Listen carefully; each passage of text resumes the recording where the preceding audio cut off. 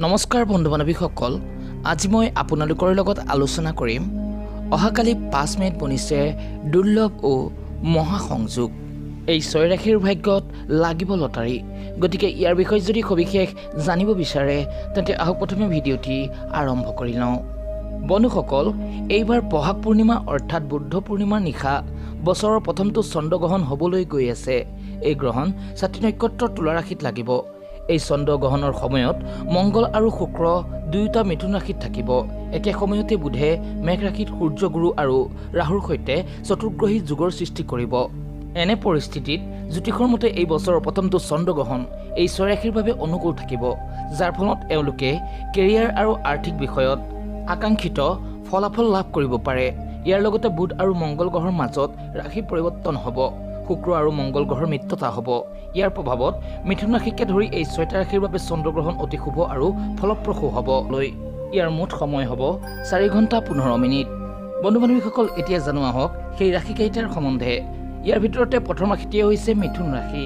গ্ৰহণৰ সময়ত মংগল আৰু শুক্ৰৰ জ্যোতি মিথুন ৰাশিত থাকিব আৰু বুধ মিথুন ৰাশিৰ দিশত থাকিব, যাৰ ফলত মিথুন ৰাশিৰ লাভ প্ৰাপ্তি হ'ব।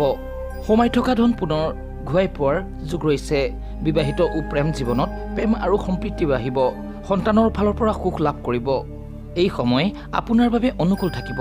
যিকোনো পুৰণা ইচ্ছা এই সময়ত আপোনাৰ পূৰ্ণ হৈ উঠিব পাৰে। পৰিশ্ৰমৰ ফল এই সময়ত আপুনি অৱশ্যেই লাভ কৰিব। বন্ধুৰ সহযোগ পাব। ইয়াৰ পাছৰ ৰাশিটি হৈছে সিংহ ৰাশি। কাৰ্য চাকৰি ও ব্যৱসায়ত উন্নতিৰ যোগ ৰৈছে। কাৰ্যৰ ক্ষেত্ৰত নতুন সলনি আহিব। ধন লাভৰ যোগ ৰৈছে। ঘৰ পৰিবাৰত সুখ শান্তিৰ বাতাবৰণ থাকিব। আপোনাৰ মাজত সাহস ও পৰাক্ৰম বৃদ্ধি পাব। সামাজিক ও ৰাজনৈতিক ক্ষেত্ৰত আপোনাৰ স্থিতি উন্নত আৰু শক্তিশালী হ'ব।